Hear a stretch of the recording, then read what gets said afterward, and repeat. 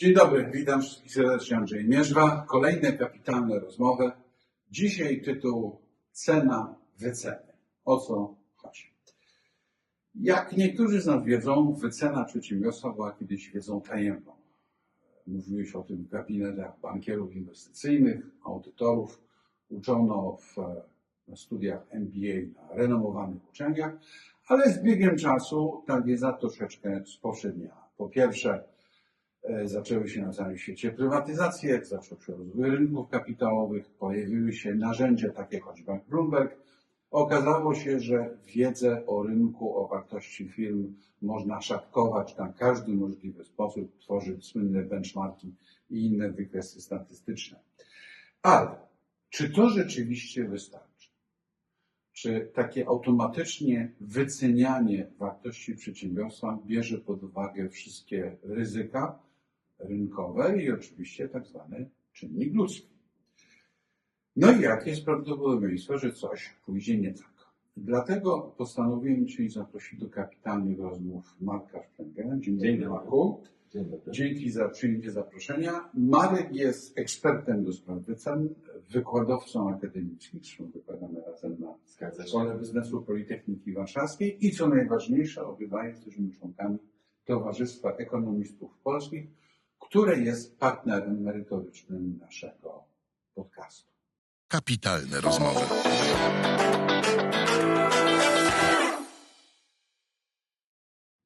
Zaczynamy. Marku, pierwsze pytanie. Powiedz mi, jak się zostaje ekspertem od wycen? Co trzeba zrobić? Myślę, że ten zawód ekspertów od wycen, my to nazywamy branżowo biegłymi wyceny przedsiębiorstw, to zawód, który jeszcze tak naprawdę nie jest rozpoznany szeroko. Nie ma go w liście zawodów, które można sprawować W Polsce? w Polsce. A na świecie? Na świecie ten zawód jest rozpoznawany. W Polsce ten zawód jest względnie nowy, bo tak jak powiedziałeś, po drodze nasz rynek się rozwijał, pojawiły się potrzeby tego typu dokumentów, wyceny jako takiej. Na przestrzeni ostatnich 30 kilku lat ten zawód po prostu się pojawił, ujawnił. Pracujemy nad tym, by on został dostrzeżony. Jestem na co dzień członkiem Stowarzyszenia Biegłych Wyceny Przedsiębiorstw w Polsce, właściwie nawet członkiem zarządu tej organizacji i w ramach tego pracujemy, standaryzujemy, właśnie chcemy zostać dostrzeżeni. A żeby takim ekspertem zostać, no to wydaje mi się, że najczęściej zostają nimi finansiści, rzeczywiście absolwenci studiów związanych z finansami, ekonomią, zarządzaniem, rachunkowością, ale to też często rzeczoznawcy majątkowi, dlatego że sama wycena przedsiębiorstw jest bardzo złożoną dyscypliną. Jest to narzędziowa dziedzina, w której tak naprawdę mamy konkretną robotę do zrobienia, no ale ona zasadza się, i tu gdybyśmy o tym sobie podyskutowali, to pewnie jest to nam wielu z nas bliskie, że w tej wycenie uwzględniamy i analizę strategiczną, wątki zarządzania, wątki ekonomiczne, finansowe, wymaga to od nas znajomości rachunkowości, więc jest to bardzo złożona dziedzina, stąd może często trudna, ale zarazem niezwykle satysfakcjonująca i poszerzająca horyzonty. A jak się powód osobisty, dlaczego w tą stronę? Powód osobisty to można przypisać konkretnemu człowiekowi. Ten człowiek ma na nazwisko Andrzej Fierla, jest profesorem SGH i gdy studiowałem, jego wykład z tego przedmiotu mnie zainspirował do dalszego zgłębiania. Dość szybko zacząłem pracę w zawodzie finansowym, że tak to nazwę, bo po pierwszym roku studiów. No i gdy poszedłem do pierwszej pracy w firmie audytorskiej, byłem po zajęciach z wyceny przedsiębiorstw, powiedziałem mojemu szefowi, że wyceny mi się podobają, żebyśmy takie projekty robili. Od razu dostałem całą kolejkę rzeczy do zrobienia i tak się zaczęło. Marku, drugie pytanie. Jak wyceniasz? To wyceniasz dla akcjonariuszy, kupującego, sprzedającego, czy dla, jak my mówimy w biznesie M&A, dla transakcji? Przeróżnie to tak naprawdę wygląda. Jako wyceniający przyjmujemy rolę, którą nam nasi klienci wyznaczają, w tym wypadku transakcji, no to rzeczywiście te wyceny sporządzamy zarówno, gdy reprezentujemy, czy współpracujemy z kupującym, to dla kupującego, dla sprzedającego, gdy pracujemy w tym kontekście. Natomiast wycena jest potrzebna w bardzo wielu przypadkach. Największym odbiorcą wycen, w mojej opinii, bo nie szacowałem tego jakoś przesadnie, są sądy i spory sądowe, nie tylko gospodarcze, ale też chociażby sprawy podziału majątku, przy rozwodach, przy różnego rodzaju spory na poziomie wspólników. Więc to są historie, dla których też te wyceny sporządzamy. Podobnie wszelkiego rodzaju już potrzeby formalnie wymagane, jak sprawozdawczość finansowa, sprawozdawczość funduszy inwestycyjnych, więc tych celów czy tych zadań, które tak naprawdę możemy wesprzeć, jest multum, bo wycena poza samym swoim takim wymiarem narzędziowym, o którym powiedziałeś, jako pewnego rodzaju narzędzie do pomiaru wartości, ten pomiar sam w sobie staje się istotny. Szczególnie gdy patrzymy na transakcje, które zaszły i próbujemy je na przykład ocenić. To jest ten wątek, który w sądach pojawia się często, że gdzie mamy trochę tą dyskusję co do tego, na ile cena, która finalnie jest efektem transakcji, mieści się w ramach rynkowych. I to właśnie moje kolejne pytanie, czy komentarz tego, co mówisz, to nie wiem, może niedługo zobaczymy Ciebie albo jednego z Twoich kolegów w sukcesji albo w schedzie, skoro też jak wiemy z mediów, te kwestie wyceny spółek coraz częściej trafiają na media, na łamy mediów, ale właśnie na czym polega dla Ciebie różnica między wyceną a ceną? Sama wycena jest w tym wypadku procesem ustalania wartości. I ta wartość, którą ustalamy, jest ustalana w myśl przy różnych założeniach.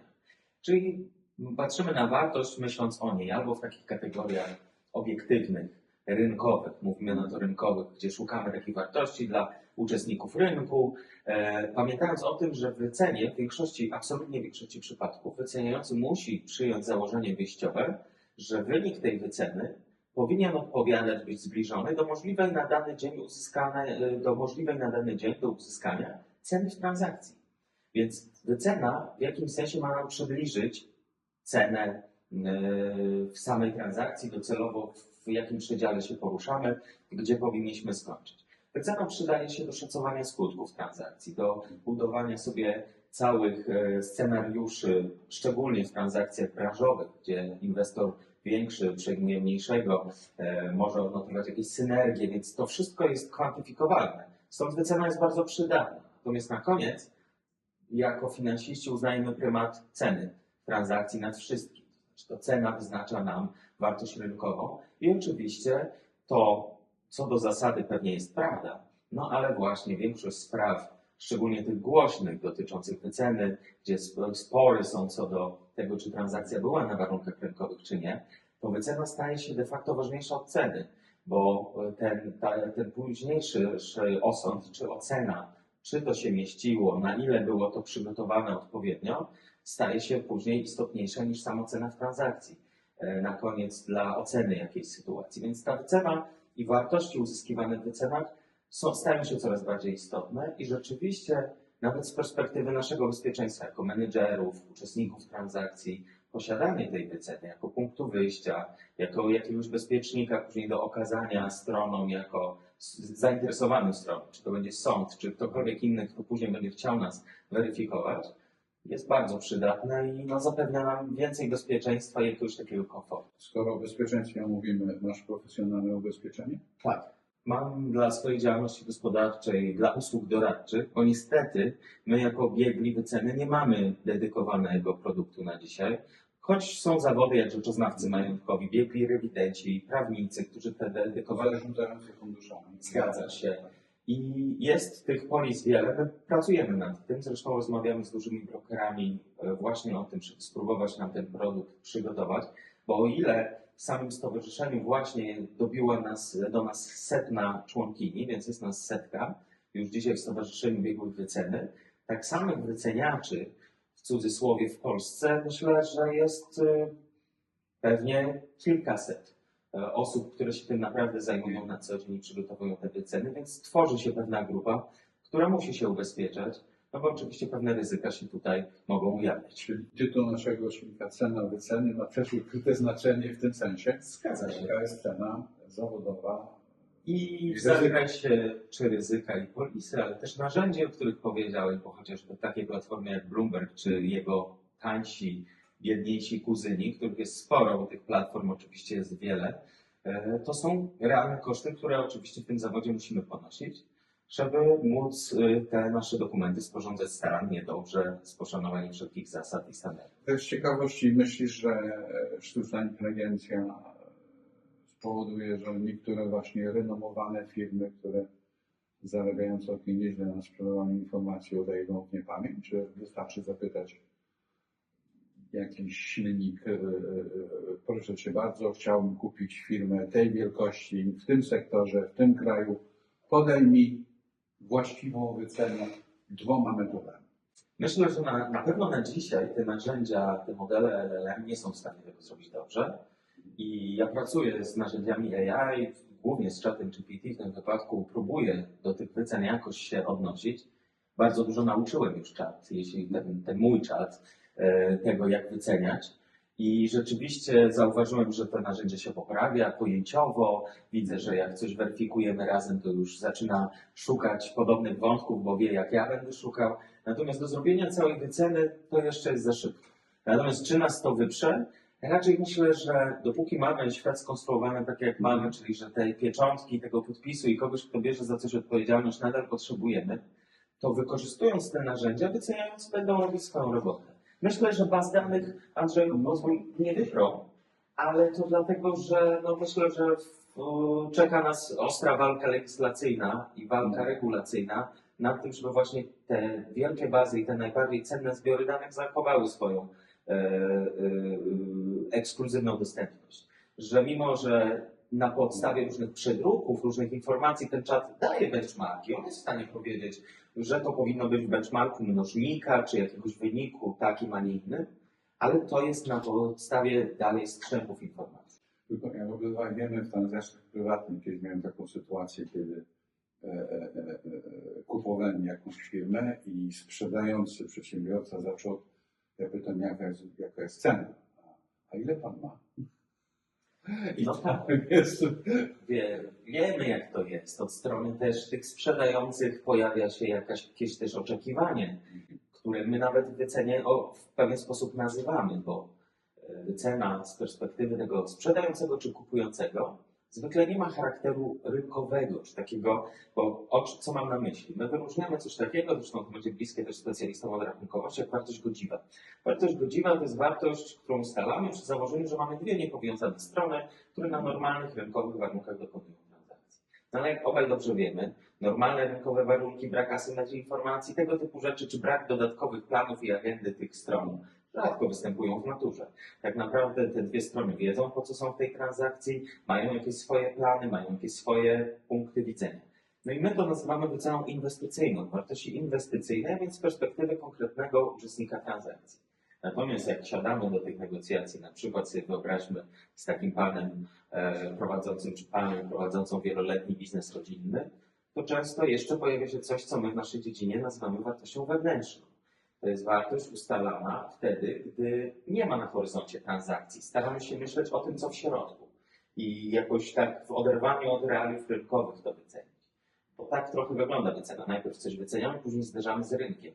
No to w tym wypadku już tego zderzenia nie ma. No i to są te często takie przekonania tych właścicieli, że ten mój biznes jest warty X. No a później pojawia się zderzenie z rynkiem, najczęściej polegające na tym, że pytanie, czy będą chętni na te moje aktywa. Tak. No i nagle ta cena jest o 20-30% niższa. To jest to stare powiedzenie, jak się do negocjacji, ktoś ma duże oczekiwania, powiedziałbym wręcz emocjonalne tego, za ile może sprzedać i potencjalny kupujący mówi, nie dogadaliśmy się, pan zostaje z akcjami i ja zostaję z pieniędzmi. Zobaczymy, kto na tym lepiej wyjdzie. Po krótkiej przerwie w negocjacjach z reguły wraca się do rozmowy. Zgadza się. Panku, ile firm wyceniłeś? No właśnie zastanawiałem się nawet nad tym, bo gdzieś tam rozmawialiśmy wcześniej, byłem ciekaw. Zawsze szacowałem sobie bardziej, w ilu projektach uczestniczyłem, ale z tej perspektywy jedna rzecz jest istotna.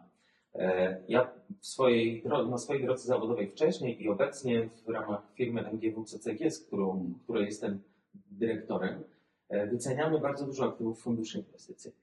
A wycena aktywów funduszy inwestycyjnych ma to do siebie, że jest powtarzana właściwie najczęściej co kwartał, czasami co miesiąc, prawda? Ale zwykle co kwartał. I to powoduje, że ta liczba projektów w moim przypadku jest dość imponująca, bo Szacuję, że zrobiłem w swoim życiu ponad 1500 wycen bądź projektów związanych z wyceną, weryfikacją wyceny. Natomiast gdy myślę o liczbie spółek, przedsiębiorstw, firm, bo to też nie zawsze spółki, myślę, że to jest kilkaset. W przedziale 200-300, tak mi się wydaje. W tym były i wielkie firmy, i wyceny grubo miliardowe, i w tym były wyceny jakiejś jednoosobowej działalności gospodarczej dla kogoś bliskiego, po to, żeby mu pomóc rozwiązać na przykład jakiś tam spór czy historię. Zdarzyło Ci się wyceniać firmę i potem nie doprowadzić do transakcji? Tak, zdarzało mi się uczestniczyć w wycenach, które oczywiście gdzieś tam były przygotowywane w toku procesu transakcyjnego. Na koniec do transakcji nie dochodziło z bardzo wielu przyczyn. To też zdarzały się rozbieżności w oczekiwaniach cenowych i to rzeczywiście raczej wówczas, gdy reprezentuję tego kupującego, to staram się mu jak najwięcej tych punktów wskazać, gdzie on nie powinien przepłacać. No taka rola. W drugą stronę, po stronie sprzedającego jest inaczej. Pamiętając, że ten nasz zawód jest taki trochę tricky, bo w wielu przypadkach występujemy jako taki trochę arbiter, trochę osoba z zewnątrz, która ma coś ocenić, a przynajmniej wycenić, co pozwoli na ocenę, a często jesteśmy doradcą. No i gdy jestem doradcą, robię wszystko, żeby mój klient był zadowolony. Gdy jestem tym arbitrem, muszę przyjąć pewne inne założenia i uważać na to, by nie ulegać wpływom żadnej ze stron w tym wypadku. Zdarzają się manipulacje wycenami? Tak, myślę, że wycena jest generalnie manipulatywnym takim dokumentem. W tym sensie mam na myśli manipulatywnym, że jest w tym tak wiele elementów, założeń, że i tu największy guru wyceny, jeden z największych, bo nie chcę nikomu ujmować, profesor Damodaran, który na co dzień w Nowym Jorku pracuje, wręcz wskazuje na to, że ta cała wycena to powinna być opowiedziana historia. Że wycena jest trochę storytellingiem. Trochę to brzmi naiwnie, ale do czego to nawiązuje? Że ta wycena musi być spójna. Że to musi być poukładany dokument, w którym rozumiemy, co z czego wynika i dlaczego tak się dzieje. Jeśli na którymś z tych elementów tego procesu ktoś pobawi się założeniem, gdzieś tam będzie chciał to pomóc. Pamiętajcie, Excel wszystko przyjmie. Metody są też pojemne. Metoda dochodowa rodzi bardzo wiele możliwości, bo właśnie mawiamy, że Excel wszystko przyjmie, mając na myśli, że te prognozy, to co w przyszłość często jest kreowane, tworzone bardzo optymistycznie. No i rzeczywiście dużym tematem, tym czym się zajmuję często, jest weryfikacja, opiniowanie innych wycen, bo właśnie dlatego, że te wyceny mogą nieść ze sobą taki element, może nie zarzucajmy nikomu manipulacji od razu, ale przynajmniej jakiegoś błędu, jakiegoś niezrozumienia, jest olbrzymie pole do tego, żeby na ten temat dyskutować. Dlaczego jest więcej nadmiernego optymizmu czy nadmiernego pesymizmu? Na pewno nadmiernego optymizmu jest więcej w takim ogólnym obrazku. Mam na myśli, że prognozy finansowe mają to do siebie, że lubią być optymistyczne, że raczej nie zakładamy w nich, że coś pójdzie nie tak, raczej zakładamy, że tylko będzie lepiej, albo przynajmniej tak samo. I to bywa oczywiście zdradliwe, szczególnie, że na szczęście coraz bardziej, ale przez lata jednak nasz rynek rósł, nasza świadomość o tym, jak działają przedsiębiorstwa rosła i chociażby sam problem kapitału obrotowego, skali przedsiębiorstwa wobec tych wyzwań, utrzymywania terminów płatności, generowania odpowiedniego poziomu przychodów, nieulegania walce cenowej w związku z tym, że są więksi, którzy mogą mnie zjeść. To wszystko zaczyna do nas trafiać, to już trafiło dawno temu, ale my to już dziś przetwarzamy, rozumiemy, o co chodzi, bierzemy pod uwagę w tych prognozach bądź w dodatkowych korektach, jak z takimi optymistycznymi założeniami pracować, gdzie je weryfikować. Mamy coraz więcej danych, coraz więcej raportów, więc pracujemy z tym. Pesymizm pojawia się raczej w sytuacjach kupujących w transakcjach, no bo to się rozumie samo przez się, chcę uzyskać niższą cenę, więc będę bił w te prognozy, wiedząc z tyłu głowy, ile chcę zapłacić, ale im mniej, tym lepiej z perspektywy kupującego. No i pesymizm powinien się pojawić i pojawia się na szczęście coraz częściej w zagadnieniach związanych z restrukturyzacjami i upadłościami, gdzie też te wyceny są dokonywane i bardzo na to trzeba uważać, bo to jest bardzo specyficzny rodzaj transakcji, by te wyceny po prostu nie były za wysokie, no bo zdajemy sobie sprawę, że praktyka transakcyjna już później bazuje na tym takim, że rzeczywiście chcemy kupić jak najtaniej, jeśli nie ten kupujący, to być może żaden, więc tu się pojawiają olbrzymie dyskonta do tych wartości rynkowych i tu potencjalnie ten pesymizm jest wskazany. Jak reprezentujesz kupującego lub sprzedającego, zwracasz uwagę na to, że był tak zwany plan B, żeby właśnie uniknąć tego, żeby pokazać, że jeżeli wzrost rynku czy cokolwiek innego nie pójdzie tak, jak sobie dana strona wyobraża, to co innego może się zdarzyć. Tak, tu w wycenach praktykujemy to, co na rynku znamy od dawna, czyli analizy wrażliwości, bądź też analizy scenariuszowe. Przy czym analizy scenariuszowe mają to do siebie, że jeśli określimy sobie 2 czy 3 scenariusze, to zawsze możemy sobie zadać pytanie, a to czemu nie 15 tych scenariuszy sobie nie pozakładać. Oczywiście przy założeniu, że mamy się czego chwycić, więc ja tu już, skoro dałeś mi tę przestrzeń i mogę coś przekazać szerzej, to rzeczywiście zachęcam do budowania analiz scenariuszowych na podstawie konkretnych zdarzeń, które się mają wydarzyć. Nie tego, że tu rosną przychody 5, tu 10, a tu 15%, tylko okej, jest na horyzoncie jakaś inwestycja. Jak ją zrobimy, pójdzie tak. Jak nie zrobimy, pójdzie tak. Ale tego typu budujemy scenariusze, plus analiza wrażliwości na kluczowe elementy wyceny. Rekomendujecie klientom, żeby rozmawiając o cenie, stosowali mechanizm ubezpieczenia transakcji, gwarancji umownej itd.? Tak, już dzisiaj to się na szczęście staje praktyką. Współpracujemy blisko z dużym brokerem. Nawet z dobre pół roku temu robiliśmy wspólne wydarzenie właśnie o procesie transakcyjnym, due diligence, wycenie i ubezpieczaniu transakcji. Bo to ubezpieczenie rzeczywiście po wycenach, due diligence, po tych wszystkich procedurach, by zapewnić jeszcze więcej komfortu stronom transakcji, rzeczywiście jest wskazane. I rekomendujemy to, zachęcamy do ubezpieczania, oczywiście najpierw skalując, czy to jest tego typu transakcja, w której to jest do zrobienia albo jest zasadne. I sam uczestniczyłem w bardzo dużym historii sądowej, w której byłem biegłym wspierającym jedną ze stron, gdzie właśnie ten wątek ubezpieczenia był niezwykle istotny, do tego stopnia, że nawet biegli drugiej strony próbowali wskazać, że polisa była za wysoka, próbując cokolwiek przypiąć oskarżonym, więc absurdalne zupełnie. Także nie, rzeczywiście jest to wskazane, należy to robić. Ja z tego miejsca mogę tylko apelować, że warto to rozważyć przy każdej transakcji, żeby spokojniej spać. Ostatnie pytanie. Gdybyś miał poradzić tym, którzy się wybierają do zawodu rzeczoznawcy, kogoś, kto robi profesjonalne wyceny, jakaś taka jedna ważna rzecz, jedna ważna wskazówka?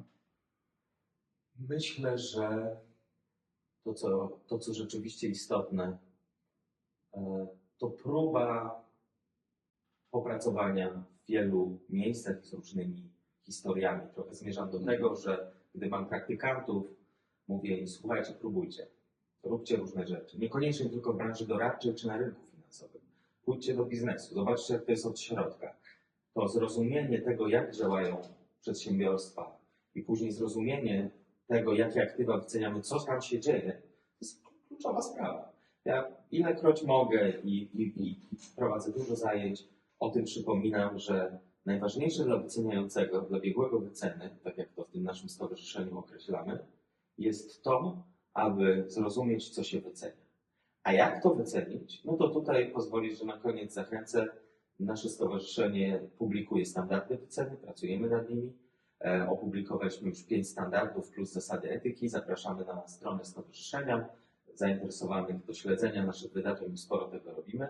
A stowarzyszenie rzeczywiście, czy standardy stowarzyszenia są taką trochę instrukcją, takim podpowiedzią, jak do całego tematu się zabrać, z czego mogę skorzystać. To fajny zaczątek, plus doświadczenie z biznesu, z rynku. Oczywiście trudno go wymagać od praktykanta, ale z czasem dają dobrego wyceniającego. Marku, bardzo dziękuję za rozmowę i życzę Ci, żeby im dłużej pracujesz, żeby tym bardziej cena była dokładnie odpowiednikiem wyceny. Ja- Chyba Jak mawiał profesor Mills, też jeden z takich gigantów świata wycen, w wycenie chodzi o to, żeby się jak najmniej pomylić. I tego będziemy się trzymać. Bardzo dziękuję za rozmowę, a Wam przypomnę, że naszym gościem dzisiaj w Kapitalnych Rozmowach był Marek Szparenga, ekspert do wycen przedsiębiorstw i wykładowca akademicki. Dziękuję bardzo, do zobaczenia, do usłyszenia. Dziękuję bardzo. Kapitalne rozmowy.